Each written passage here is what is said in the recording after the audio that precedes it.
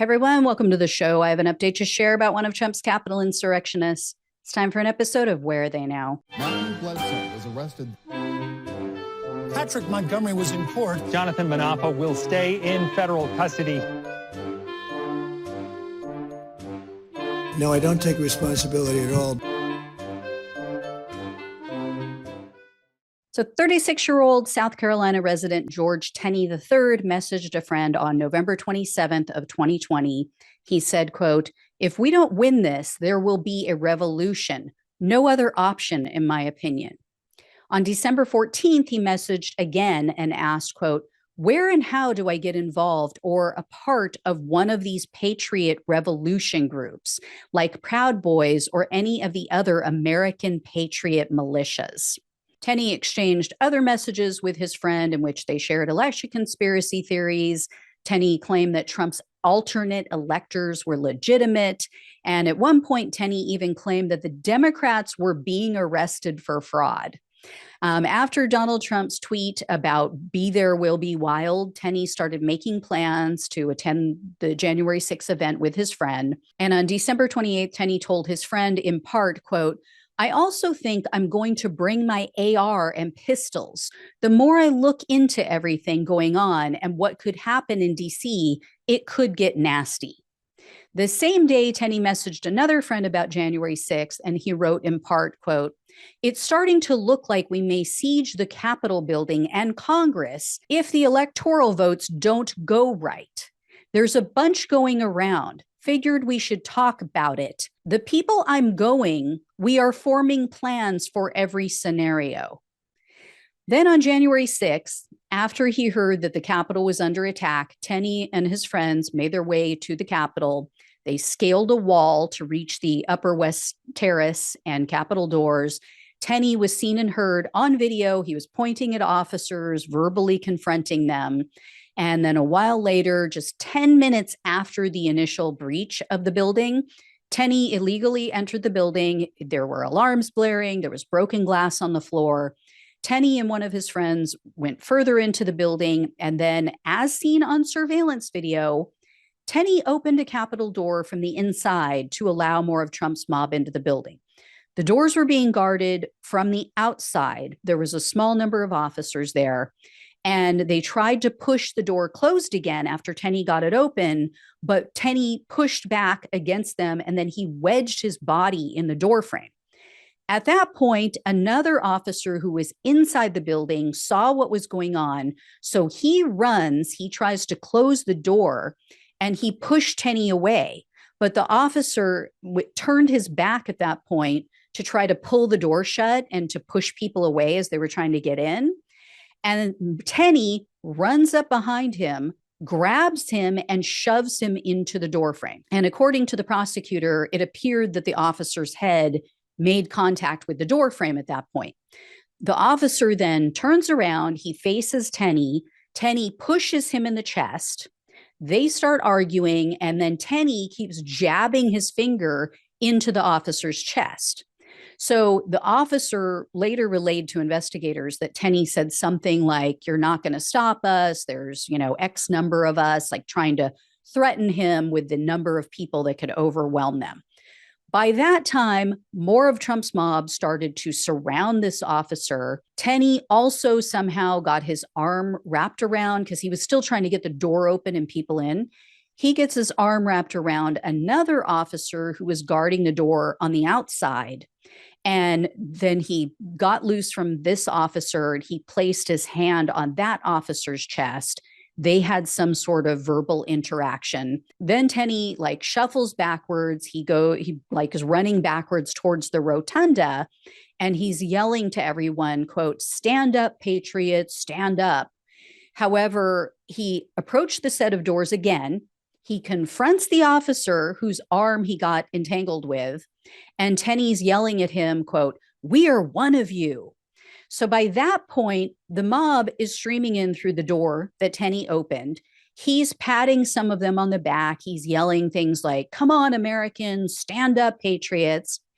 And then as Tenney is welcoming Trump's mob inside, an officer walks through the door and Tenney shoves him. Then Tenney also tries to open the second door because this was a set of doors. He only got one open. He's trying to open a second door again. Tenney positions himself in the doorway because now the officers outside again are trying to close the door. They're trying to secure it. So he positions himself in the doorway again to stop them. Another officer pushes Tenney away, and then they finally successfully secured the door. Tenney returns to this area again, verbally confronts officers again, and then eventually his friend pulls him away. They leave, right? So this goes on for a while. Sometime later, after Tenney exits the building, he messaged his father and he said, quote, "We took the Capitol. It's happening." Also, quote, "I was in the first crowd. It turned bad quick. The MSM and news is lying. Pence betrayed us." So following January 6th, Tenney is messaging people. He's warning of civil war. He's claiming that he met with, quote, "very prominent people for some very major groups, including the Oath Keepers." Tenney's also spreading a ton of insane in the membrane conspiracy theories. He's telling others, quote, "There was a military special ops going on in the Capitol while patriots were in there. They took 17 computers and dozens of documents. Pelosi went above her head and tried an army coup on Trump. It's bad. It's all going down. We are at war." Then on January 10th, he claimed, quote, "I've been talking with the oath takers I met in DC all weekend. I have dozen other messages and video. We are at war. Airspace cleared. Trump declared insurrection last night at midnight. The flag on the White House was removed. 6,000 troops in DC right now. Martial law and power grid loss is a good possibility. Trump will communicate with us through Pompeo using the emergency transmission alert." This is like, oh my God. They should seriously write movies. You know, the fiction they write, it's amazing. So Tenney also claimed to know everything about Antifa, and he told a friend, quote, "I may or may not be helping some groups during these times right now, and I pretty much cannot get off my phone and communicating with certain people in certain places." In addition, Tenney and one of his friends discussed how to avoid getting caught, and Tenney said that he planned to lie to the FBI if they approached him.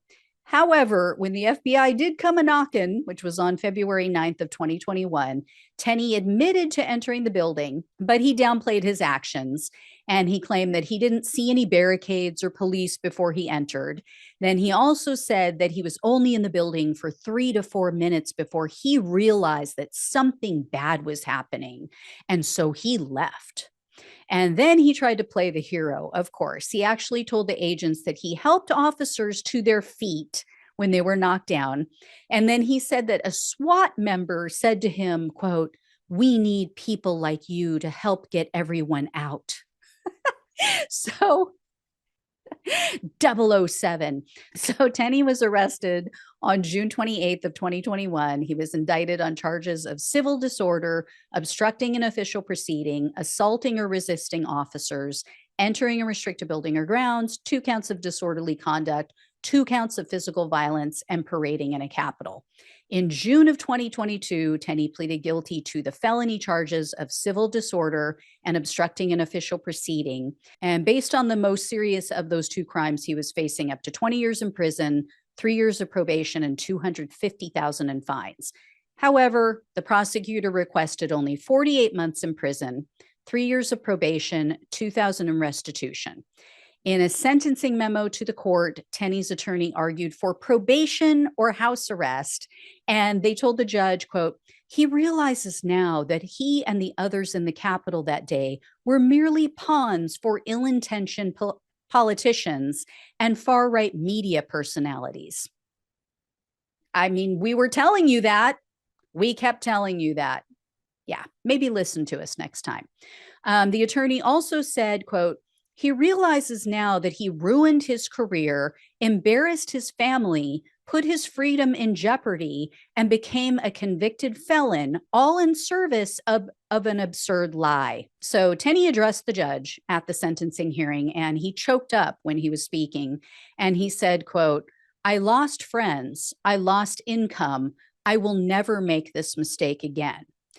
U.S. District Judge Thomas Hogan presided over Tenney's case. He actually gives a damn about the rule of law. He actually cares about what happened on January 6th. So while he was moved by Tenney's words and the letters from his friends and family, he also said that the sentencing needed to reflect the seriousness of the violence. With that, Tenney was sentenced to 3 years in prison, 3 years of probation, and $2,000 in restitution.